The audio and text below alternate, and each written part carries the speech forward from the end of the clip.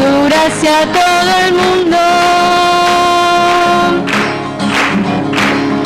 Extiende, extiende su gracia a su pueblo. Es la gracia a los humildes y resiste a los soberbios, mas Él da mayor gracia a todo el mundo. Mas Él da mayor gracia a todo el mundo. Mas Él da mayor gracia a todo el mundo. Ok, Melissa.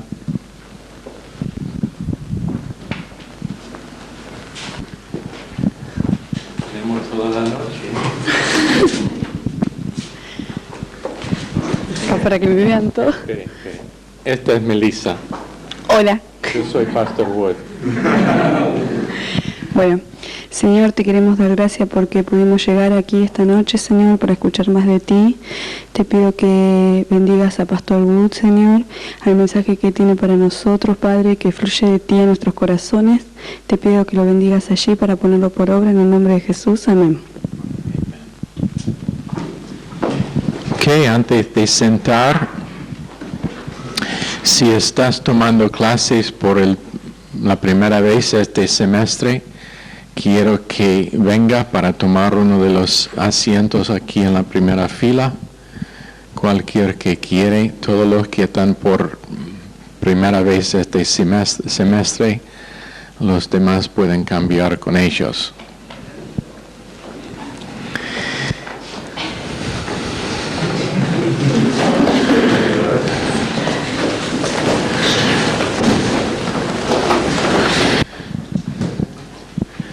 Flavia, Teresa, ¿quién más?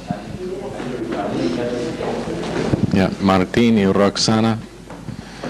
Ustedes pueden dormir en la última fila igual que la primera, entonces.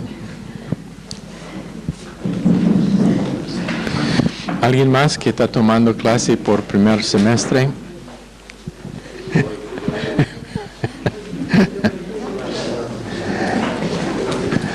Aquí está.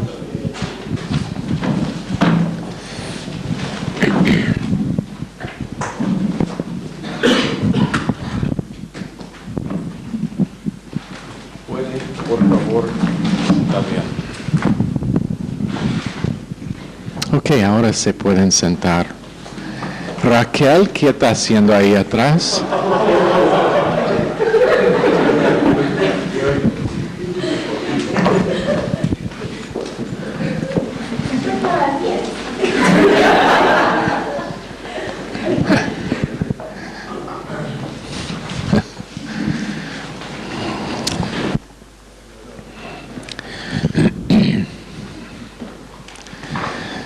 Zulma, por favor, presta atención esta noche.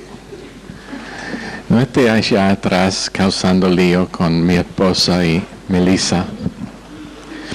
Esta noche les quiero dar un sumario de capítulo 2. Cuando nosotros estudiamos las Escrituras, tenemos que entender que la Biblia fue escrita por un propósito específico en el tiempo en que fue escrito. En otras palabras, no fue alguien como un apóstol o uno de los profetas del Antiguo Testamento escribiendo algo en que él no tenía circunstancias presentes en su mente. Siempre fue escrito con los detalles que estuvieron pasando en ese tiempo de historia como el propósito de la Escritura, pero con el entendimiento de que Dios, en su inspiración de las Escrituras, iba a hacer aplicación a nosotros también. ¿Es eso entendible? Entonces, Pablo, cuando escribió a los colosenses, Estuvo escribiendo no solamente para decir, bueno, yo pienso que voy a escribir una epístola inspirada esta tarde. Eso no fue su mentalidad. Pero por causa de que hubieron problemas específicos, habían problemas específicos pasando allá en Colosas. Y cuando estudiamos la palabra de Dios, necesitamos entender el marco de referencia histórico primero y después hacer la aplicación a nuestras vidas. Por eso nosotros hemos dicho antes que nosotros nunca podemos tomar de su contexto lo que la Biblia dice. O si lo hacemos, vamos a entrar pronto en errores. Siempre tenemos que tener en mente lo que fue el contexto original de las Escrituras, el contexto de la historia en que fueron escritos. Ahora, en Colosas, ya hemos dicho varias veces que hubo un error principal que se llama, ¿qué? ¿Cómo se llama? ¿Cómo? Gnosticismo. Eso se deletra Gnosticismo. Otra vez. Gnosticismo.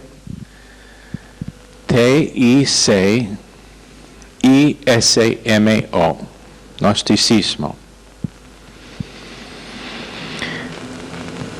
Y fue un error que había entrado allá.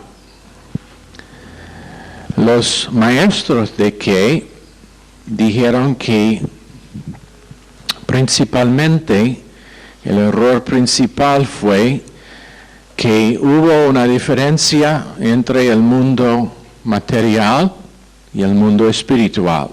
Y eso ya sabemos.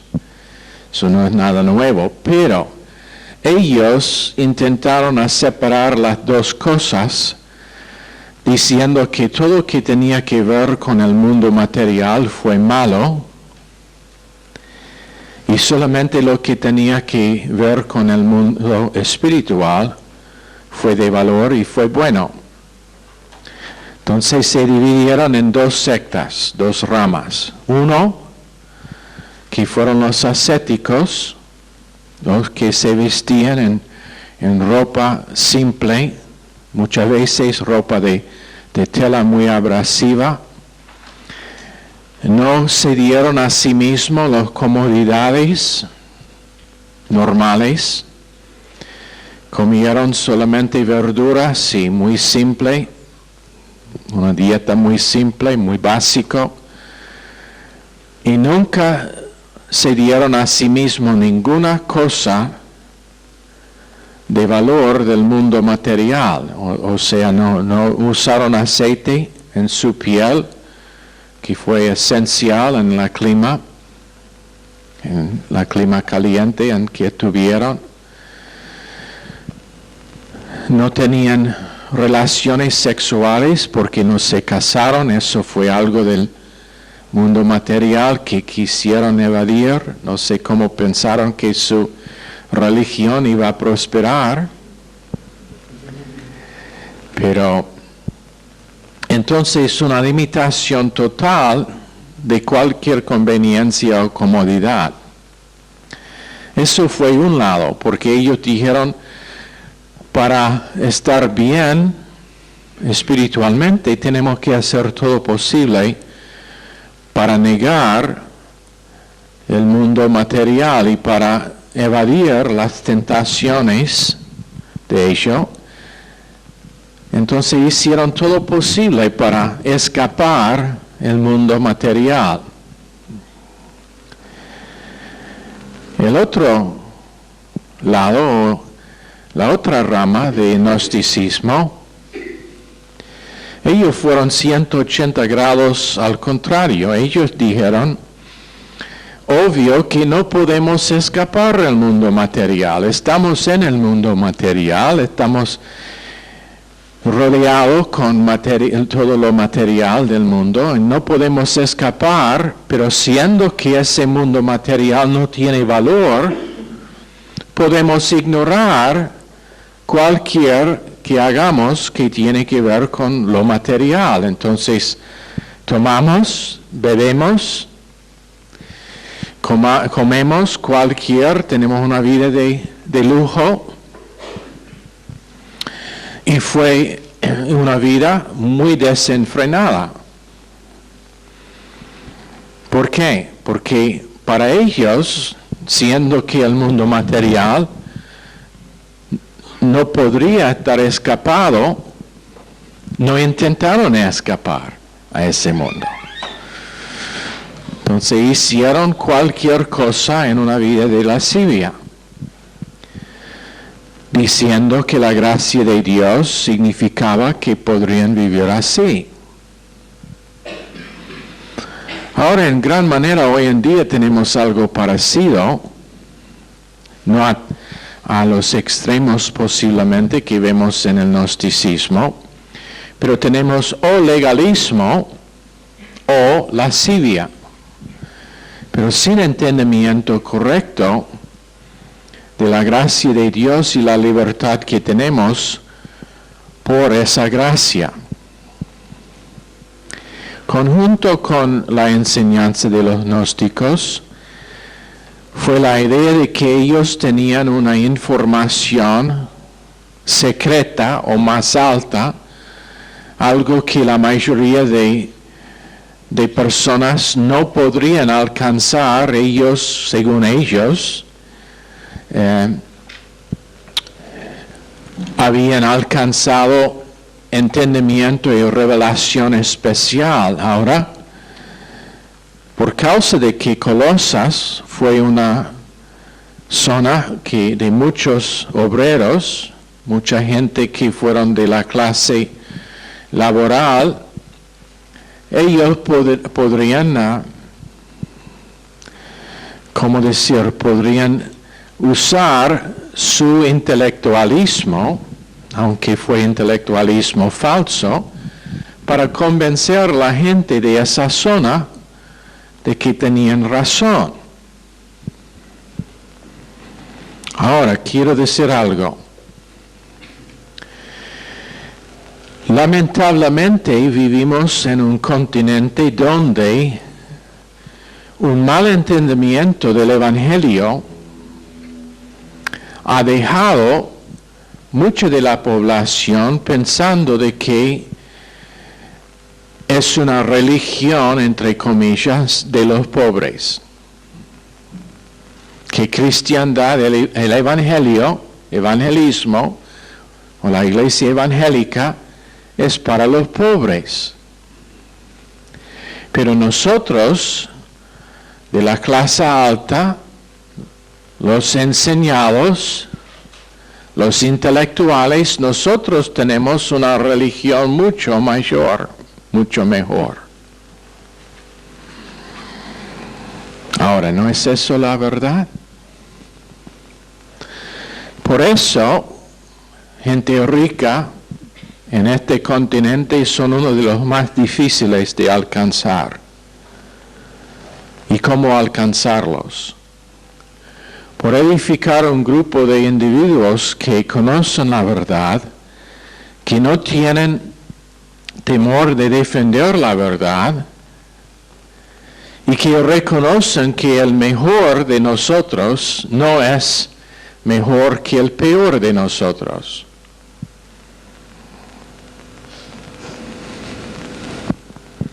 En otras palabras, la persona que no ha graduado de la escuela primaria tiene capacidad intelectual con la persona que tiene varios diplomas de la facultad. Y una cosa que la historia cristiana nos dice es que la fuerza de libertad más fuerte en la historia de humanidad es el Evangelio cuando está predicado y entendido correctamente.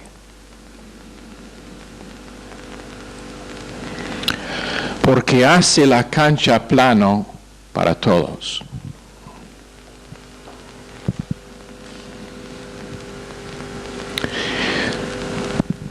Habiendo dicho eso, quiero darle un sumario de este capítulo. Puede estar considerado como hecho para guardar los colosenses contra la influencia seductiva de filosofía falsa que tendía a traerlos afuera del Evangelio.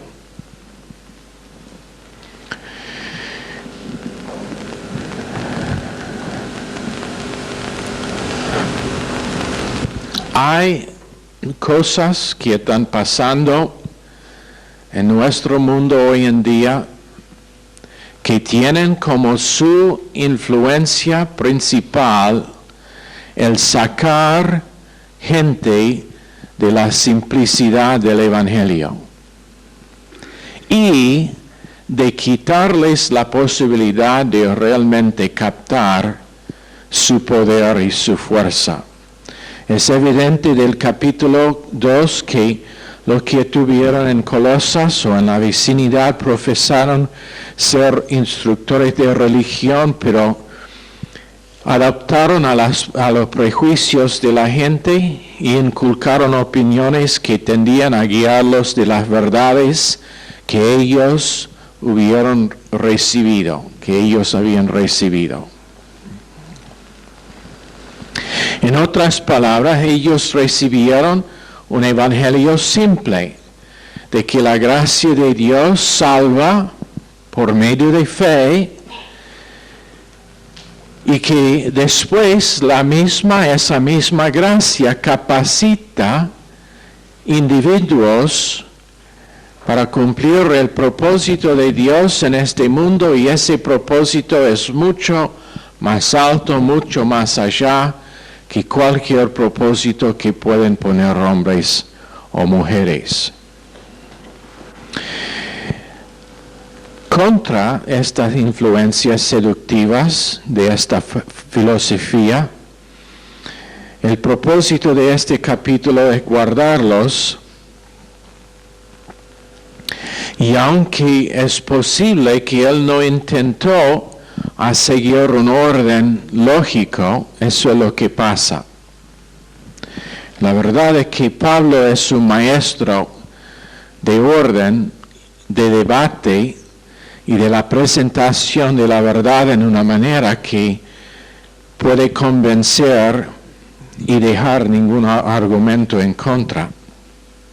Pero tenemos primero en capítulo 2, versos 4 a 7, la libertad que tenemos en Cristo. Eso es todo el capítulo 2 a 23. 4 a 23 de capítulo 2. La libertad que tenemos en Cristo. Primero, 4 a 7, libertad de palabras persuasivas en versos 4 a 7. Después, en versos 8 a 10, libertad de filosofía vana.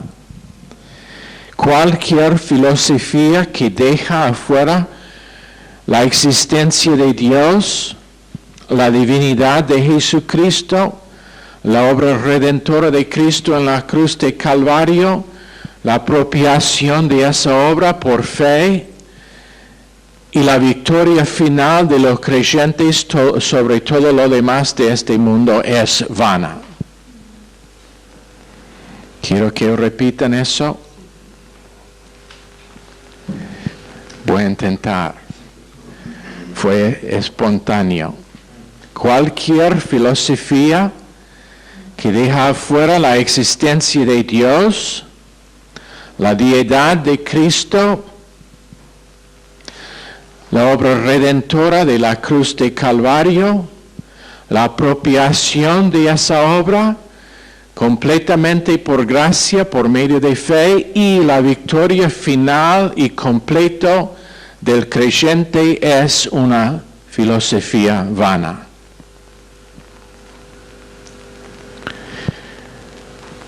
Márquenlo bien que este mundo, su sistema que es bajo influencia de Satanás, tiene muchas filosofías que violan esas verdades que recién dije.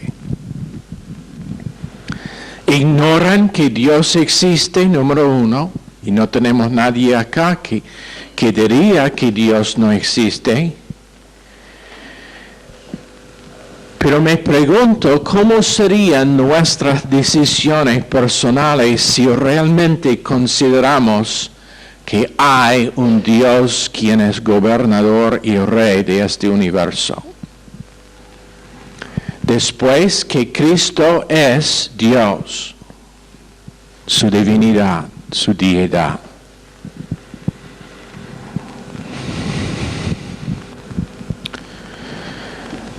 Me pregunto cuántos serían cambiados nuestros sistemas de valores si podríamos realmente internalizar que Dios, el creador del universo,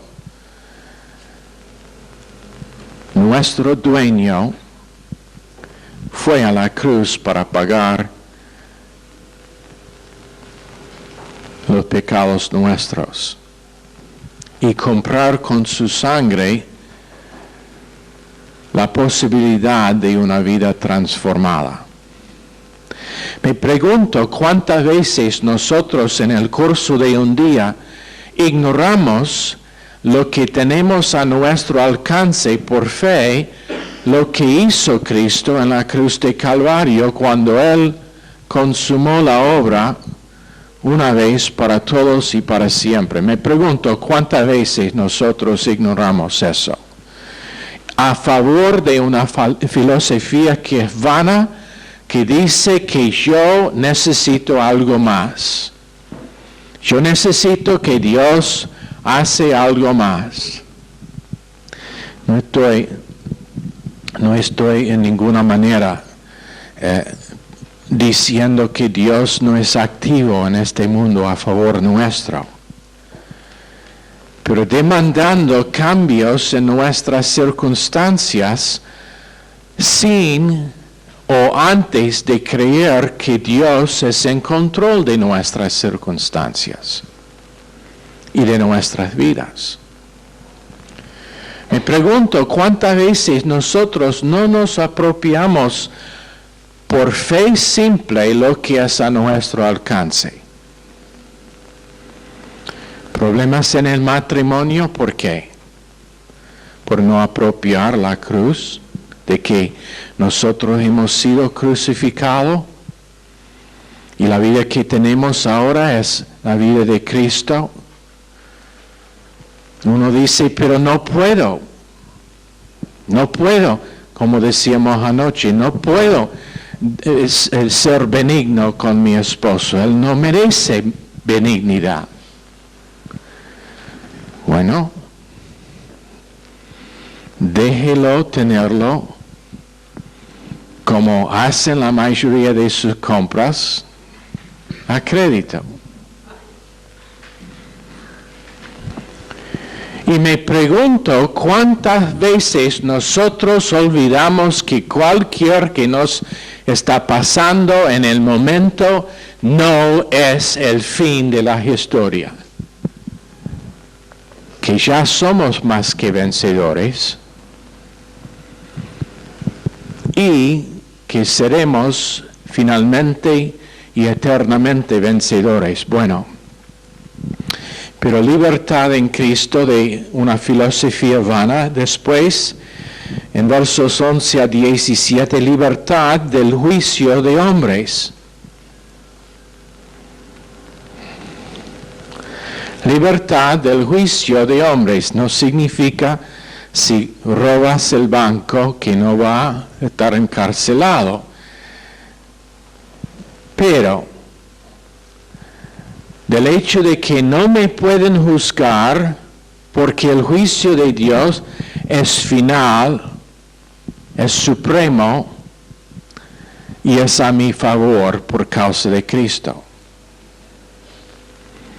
Libertad de lo que es la opinión de otras personas, mientras que estoy andando en la luz, mientras que estoy obediente a Dios, mientras que estoy viviendo lleno del Espíritu Santo, mientras que camino según la luz que tengo, libre del juicio, y eso solamente significa la evaluación natural de hombres, libres. Libertad de alabanza o adoración incorrecta en 18 a 19. Anota, mucha cristiandad hoy en día tiene como su culto o como su adoración la idea de que mi alabanza de Dios procede de mí. Dios no está interesado en la adoración de nosotros, menos que procede del Espíritu Santo en nosotros, porque si es natural, todavía es Isaías 64:6. Todas nuestras justicias son trapo de inmundicia. Entonces, mientras que yo estoy adorando y alabando a Dios por esfuerzo propia y no por medio de una vida derivada, es alabanza en que Dios no está interesado. Ahora, no sean introspectivos cuando cantan, pero eso puede ser algo. A veces yo miro y veo gente que están allá en la congregación. Mientras que tenemos un grupo de música aquí muy ungido, el culto de canciones es muy ungido, especialmente cuando todos aparecen de que están involucrados con la música.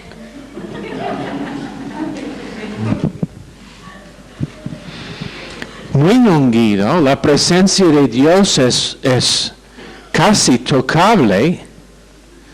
Y yo miro y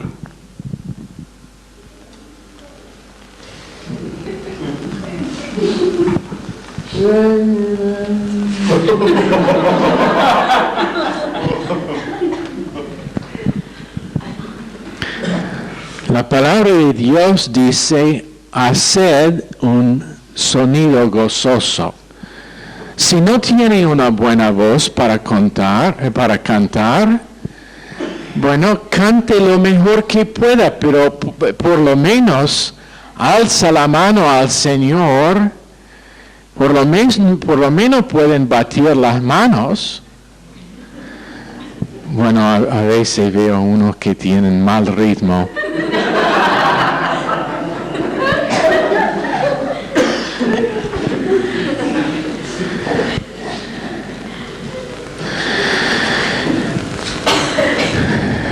Pero no sé qué es el problema. Tampoco entiendo el por qué tenemos tanta gente que no llegan hasta el 8 menos cuarto cuando casi está terminado el culto de canciones. Lo siento si te ofendan. Ya dije que estoy libre del juicio de hombres, entonces. Pero ¿sabe lo que pasa? Vienen, pierden el culto de canciones, tu corazón no está preparado para huir de Dios, entonces el mensaje está afectado porque no están sintonizados, y cuando gente empieza a estar sintonizado con corazones preparados para oír la prédica, eso es donde Dios derrama una unción en la prédica para que nos puede realmente tocar donde necesitamos estar tocado, pero bueno, está todavía arreglando todas sus cosas mientras que están cantando la última canción y no está listo para oír la palabra de Dios. Nosotros tuvimos una visita, no sé cuántos se recuerdan de ¿cómo se llama el hombre que vino para enseñar sobre oración? Yeah. ¿Quién se acuerda? Uno nos acompañaron a la iglesia en Devoto.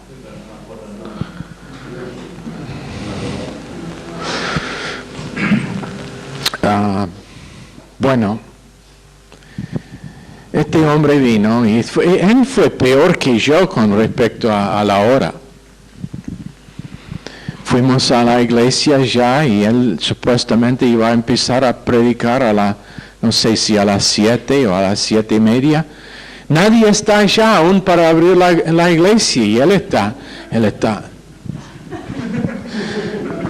¿Dónde están? ¿Por qué no están aquí? Esto es horrible. Yo no acepto que es tan tarde para abrir. Viene el tipo y él primera vez que conoce a la persona que viene a abrir la iglesia y dice, está media hora tarde. Y el tipo tenía la estupidez para decir, bueno, por eso nos llaman los hermanos libres. Perdón si se ofendan por mencionar el grupo. Esa no es libertad. Próximo día fue para enseñar en la escuela. Y está allá en el salón de las clases, los maestros dicen, bueno, los chicos no están aquí, tenemos que ir a buscarlos. Pasaron 20 minutos y él dice, bueno, Adán estuvo con Pastor Nathanson, dijo, bueno, Adán, esa gente no está preparado para huir de mí, voy a casa para almorzar. Y salió. No se quedó.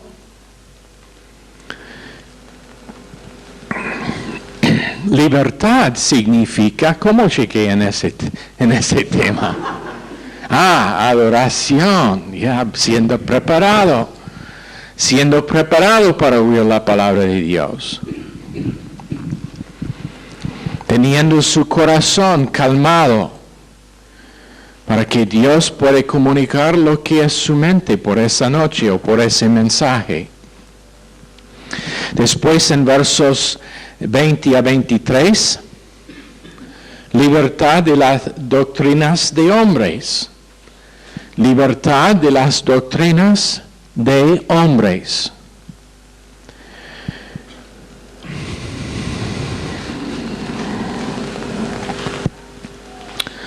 Una cosa que les voy a decir, que espero que si nada más que esto pega esta noche, que sea bien clavado en su corazón. Cada persona es responsable delante de Dios para saber lo que dice este libro.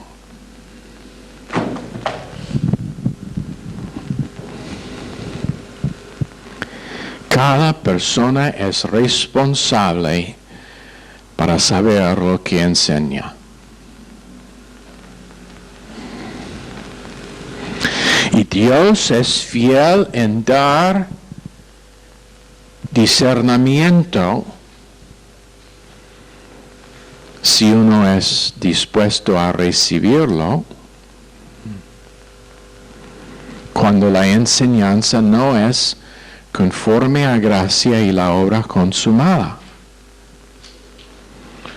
Nosotros decimos antes, quiero que cada persona en este instituto desarrolle la capacidad de tener que los pelos en el cuello se andan cuando se escucha algo que no es gracia.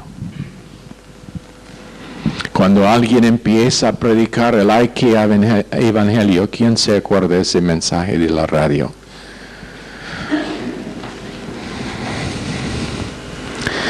Cuando es el IKEA Evangelio, quiero que esos pelos en el cuello se andan y puede sentir el calor de Dios ofendido.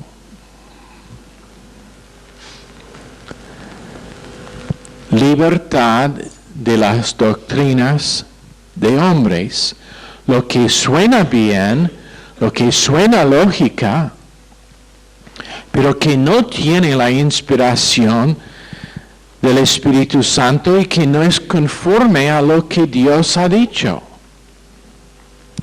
Es pero muy interesante algo. Cuando nosotros estudiamos las epístolas, aun los evangelios, ¿cuánto de ellos está basado en la escritura del Antiguo Testamento? ¿Sabe por qué? Porque Dios nunca hace algo afuera de lo que ya ha dicho. Dios no dice, bueno, así era el milenio pasado, pero en este milenio vamos a hacer algo nuevo. Entonces todas las epístolas, Jesús diciendo, escrito está, escrito está, escrito está, escrito está, escrito está. Pablo en las epístolas citando escritura.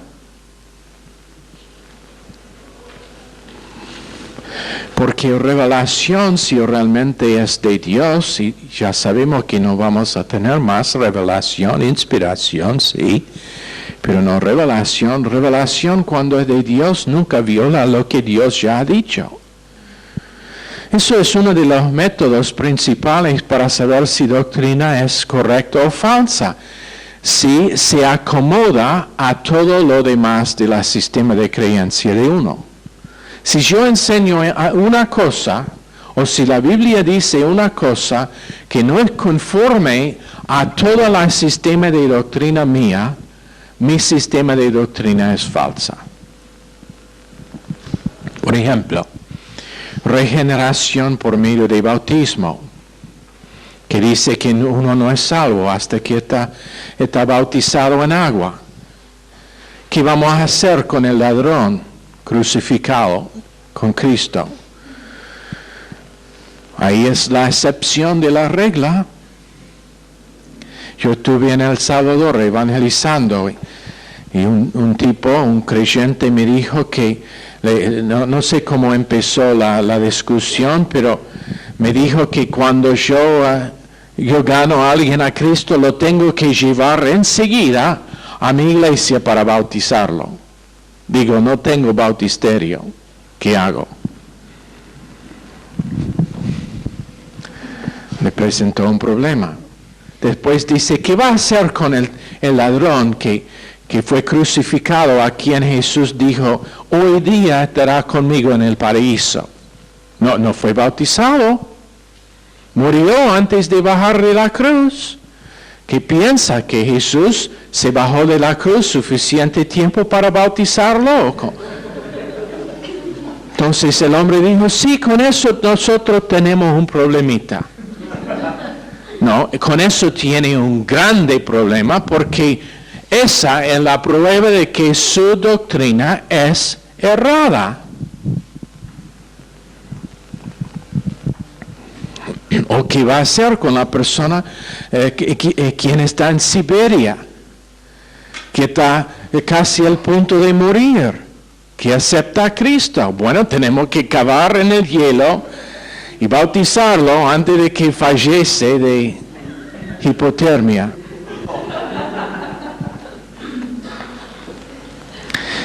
Si hay una excepción a nuestra doctrina donde tenemos que decir, si no sabemos cómo ajustar estas cosas, nuestra doctrina es falsa. Allá donde gente tiene problemas a veces con pérdida de salvaciones, porque no entienden que Dios es un Dios de orden y de disciplina de sus hijos cuando ellos no cooperan con su gracia. Entonces ellos han llegado a la doctrina de pérdida de salvación. Si es salvación eterna, ¿cómo la puedo perder?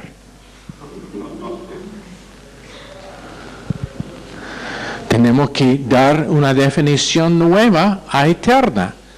Dice, hoy lo tengo, mañana no lo tengo. Día siguiente lo tengo de nuevo. Pero cuando disciplina de hijos en Hebreos 12 está enseñado como el resultado de uno que anda constantemente ignorando lo que es la gracia de Dios para sacarle de su pecado. Ahora tenemos un sistema de doctrina que es ordenada y completa y una parte no viola la otra. Uno puede ser salvo y volver como el perro a su vómito para beber, para fumar, para vivir un estilo de vida pecaminoso. Sí, por supuesto puede, pero no es recomendable. Todavía tiene libre albedrío y una de dos cosas, o va a ser la prueba de que como Judas nunca fue salvo, o que él será disciplinado por Dios, aun si sea muerte. ¿Lo entienden? Entonces, libertad de doctrina de hombres. Después tenemos una declaración de las razones para que ellos no deben dejar que estén atraídos de la influencia o a la influencia de la filosofía prevalente. En 2:1 a 15. Y esto también consiste en dos partes. Primera parte, la importancia del tema, Colosenses 2:1 a 7. Y después en Colosenses 2:8 a 15, las razones para que deben ser firmes y no alejado por la influencia de la filosofía falsa. Primero, la importancia es que el apóstol se sentía gran solicitud para ellos, aun ellos que no había visto, que ellos tengan la verdad de la existencia divina y sus perfecciones. Eso es 2:1 y 2. Después, la importancia del tema se ve en verso 3, donde todos los tesoros de la sabiduría y ciencia están en Cristo, no en la filosofía de los gnósticos.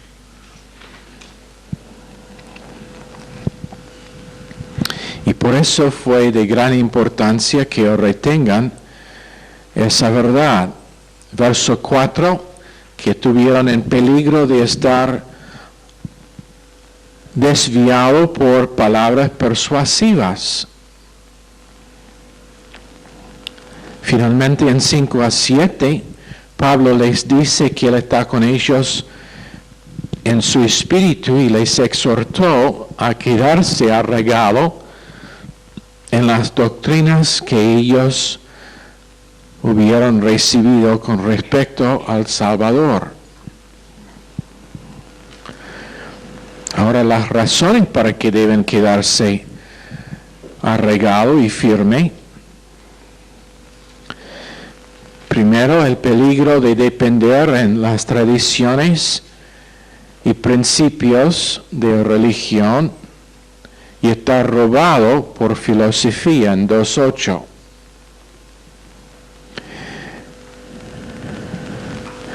Segundo, en verso 9 y 10, todo lo que necesitamos está encontrado en Cristo. ¿Sabe que para nosotros la desatisfacción que sentimos a veces es por no reconocer lo que tenemos en Cristo? Para la persona sin padre, él será padre. Para la persona quien es viudo, él estará esposa o esposo. Para la persona que nunca ha conocido amor real, él será un amante. Para la persona que no tiene hermanos o quien por causa de problemas en la familia ha tenido problemas con sus hermanos, él será hermano. No tiene, pero Él es la provisión por toda circunstancia. Por la persona que sufre de ansiedad será su paz. Por la persona que sufre de un problema con enojo, Él será el gozo que tiene. Por la persona que a veces es confundido, Él proveerá soluciones y la respuesta para las cosas difíciles de la vida. Y cualquier que es nuestra necesidad, Cristo será el cumplimiento de esa necesidad. Pero el problema es que no reconocemos qué es que tenemos en Cristo. Él es nuestra plenitud. ¿Qué es que dijo a sus discípulos? Yo he venido para darles vida y vida más abundante. No a la mitad, pero vida abundante. El problema es que la vana filosofía de este mundo nos ha dado una definición de lo que es vida que es errada. Ellos dicen, vida es tener relaciones, tener cosas materiales, tener lo que el mundo nos ofrece, cuando Dios dice que vida es ser. Vida es ser alguien que era antes el fundamento del mundo y quien existirá después de que este mundo no existe más. Esa es vida y nosotros tenemos la vida en nosotros, habitando en nosotros. Él es sabiduría para los momentos cuando necesitamos que Dios nos dé una respuesta. Él es nuestra sabiduría. Y entonces Él les dice que todo lo que ellos necesitan se encuentra en Cristo. Después, otra razón para que ellos deben quedarse firmes es que ellos habían recibido la circuncisión verdadera, el quitarles sus pecados en verso 11, en 2:11. Fuisteis circuncidados con circuncisión no hecha a mano, al echar de vosotros el cuerpo pecaminoso carnal en la circuncisión de Cristo. ¿Qué es la circuncisión real? Es que la naturaleza carnal nuestro nos fue cortado por Cristo en su cruz. No muriendo solamente para pagar los pecados individuales y personales nuestros, pero muriendo como nosotros. Tanto que cuando Él murió, yo también morí. Después, la próxima cosa es que nosotros hemos sido sepultados con Él en bautismo, y está hablando del bautismo del Espíritu Santo, en que Él nos bautiza una vez para siempre en el cuerpo de Cristo.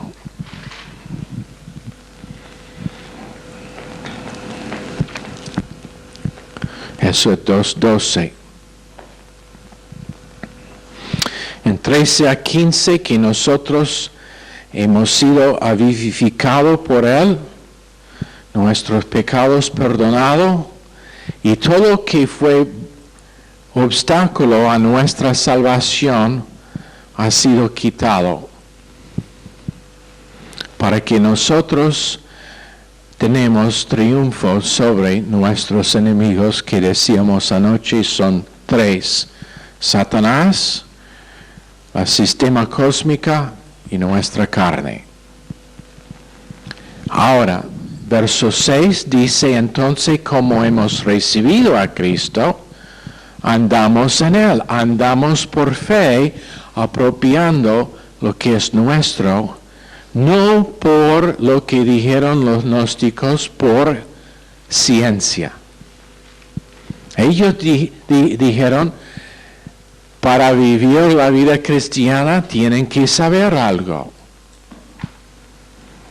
Pero Dios dice para vivir la vida cristiana tiene que confiar a alguien. ¿Lo entienden? Ok, entonces ahí vamos a cerrar. Señor, por favor, bendice esta clase a cada persona.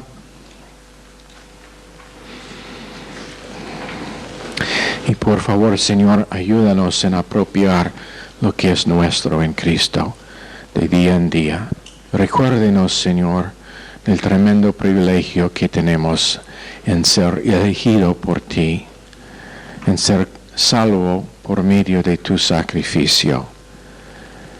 Y que esa es la libertad mayor que podemos tener, y después que por causa de esa libertad no hay nada que es más grande o más poderoso que nosotros.